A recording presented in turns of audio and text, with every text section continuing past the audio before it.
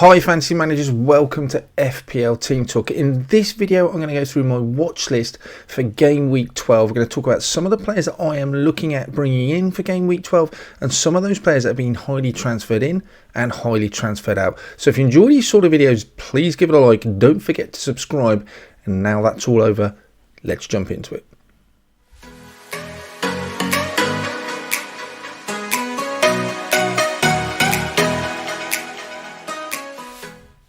Okay, let's start off with the most popular player to be transferred out, and it's not surprising that it is Erling Haaland. So a lot has been said about him in the FPL community, about the fact that he was very frustrating. He came off at half-time against Bournemouth. They scored 6 goals.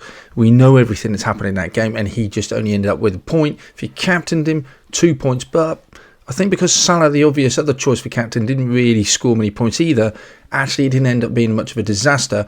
But the fact he was taken off at half-time was a worry. Now we know tonight he has played for Young Boys, he has started, he has scored 2 goals. So I think the whole injury concern about him can just be now washed away. And what to do with him, I think is pretty straightforward. I'm a Haaland owner. I've no intention of selling him whatsoever. The fixtures do not look great for Haaland, it's got to be said. And we've got to remember, he is £14 million, so it's a lot of money out of your chunk. But you've got to remember this guy's got 11 goals in 11 games, 2 assists. He's got 13 goal involvements in 11 games, and his XGI is still unbelievably good. The 4 games coming up do not look brilliant, but this is Manchester City, this is Haaland. Chelsea away, Chelsea very good defensively, their numbers are looking good. Liverpool at home will be one of the toughest home games that Man City will have. Tottenham at home, not easy either. And then Villa away, playing pretty well as well. I don't think these are easy games whatsoever for Manchester City. But it is Haaland, and we know what he can do in the big games. So for me, I'm absolutely going to want him back for game week 16 when they've got Luton away, Palace, Everton and Sheffield United with a possible double. Yes, he will blank in 18. But he's just a player that I'm not going to want to go without in long term. I could take him out. It would be a nice easy move to go to someone like Darwin.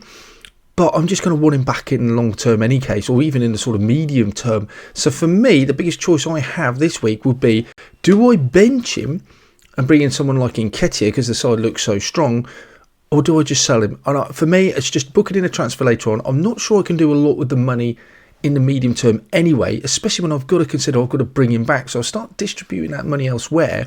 I'm just going to have to try and use 2 transfers to get it back, because I'm not going to go on without Haaland, especially if he's that double in game week 20 or 21, which could be the likes of Sheffield United and Brentford. That's just going to be too good an opportunity to miss using that triple captain chip for.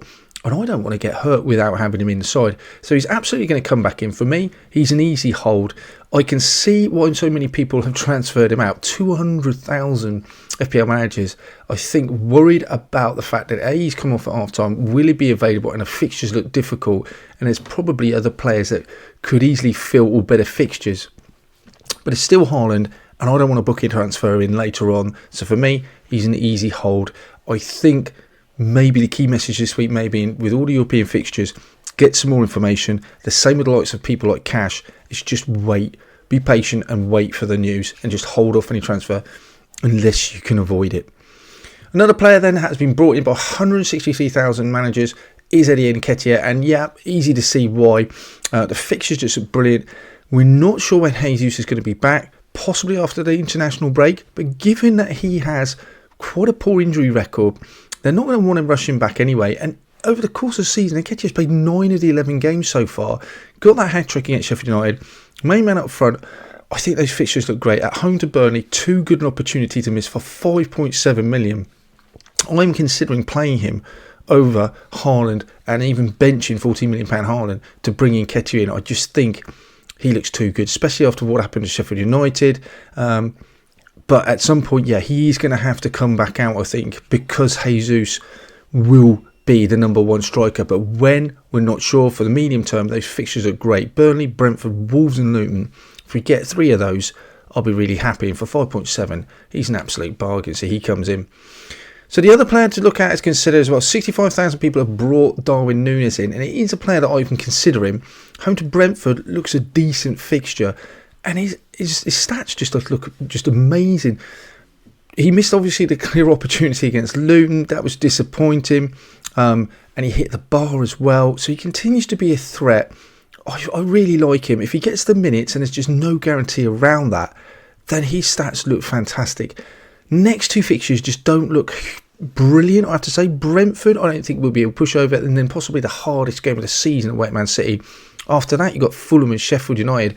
So for me, I think I'm just going to have to just hold fire for the time being to see what happens. It could be that if I've got the money from raising it elsewhere, I could go for Nketiah if Jesus is back and go straight to that straight to Nunes when the Fulham game comes. But I'll know a little bit more information about who's likely to play up front. So for me, I'm just holding off fire for him a little bit. But yeah, he's a good punt and a good bit of a differential as well. I can see why people are going for him. Ollie Watkins, disappointed in the last couple of games, but for 8.4 million, nailed on playing for Villa. He just looks brilliant as well. Great fixtures coming up. Fulham at home, Tottenham away wouldn't say is easy, but you can hold him for that Bournemouth away match. After that, the fixtures do look a little bit tougher for Villa. So I do wonder if you perhaps bringing him in now, have you missed the boat a little bit? I think you have missed some good fixtures, but at the same time, he has blanked in a couple of games. But going forward, that Fulham game looks like one I really want to target. 2 out of the next 3 look really good. Bournemouth away looks decent. Yeah, his underlying stats still look great. He looks really good. I'm happy to bring him in. So Karim Matoma is another interesting one. We featured him last week. He has been moved out by 70,000 FPL managers. He's only missed one game, or not started, I should say, one game all season. Picked up another assist on Saturday against Everton, and he's got great fixtures. And we know how good Brighton Hove Albion are good going forward. Sheffield United at home, Forest away look like great fixtures to me for Brighton. I'm not going to be looking to get rid of Matoma before that Sheffield United game. So he's a little bit of a mystery. The only thing I perhaps think one of the reasons why people are getting rid of him is because they want to jump onto someone like Jeremy Doku. He is an easy move from Matoma to Doku. Doku, goal, 4 assists. He's always going to take a few headlines. He looks just such a great player. Underlying stats look decent. What only worries me is, and it's the same with every Man City player, is the minutes. He's played 6 out of the 8 games so far. They do have some tricky games coming up. And the 2 games that they've missed, or he has been rested or drop, however you want to phrase it, Arsenal away and Man United away. The next games coming up are going to be equally as difficult for him. So does he then return and go to Grealish, or does he now trust Doku? He has said some really kind and good things and encouraging things about Doku and how he is surprised Pep at how good he has been, especially moving defensively and offensively. But for me, 6.6, I don't think with those fixtures I'm particularly assured of his minutes, and with those fixtures whether he's worth moving on to, especially with so many other good midfield options. Later on, I think, especially in game week, let's say 16, when the fixtures look good again, possibly if he's starting more games and we've got a bit more assurance about his minutes, then maybe the time will be going on to him. But for now, even though it's a good differential, I'm not looking to move on to him. But if you think he's going to get the minutes, that's no reason why he can't get some more returns in those fixtures. The last one we'll look at is Tyreek Mitchell then. I think when a player gets 15 points in such a low scoring week, he's going to grab a few headlines. He's got 1 goal, 1 assist, played every game this season. Palace have just got such great fixtures. He's been brought in by 130 managers, and he is the 4th highest scoring defender in the game at 4.6 million. It is a good option, especially if you want to move someone like Cash. Palace defence looks great. If, like me, you went for someone like Guehi, who's done all right, kept a clean sheet the weekend, I'm not going to use a transfer from just going to Guehi to Mitchell.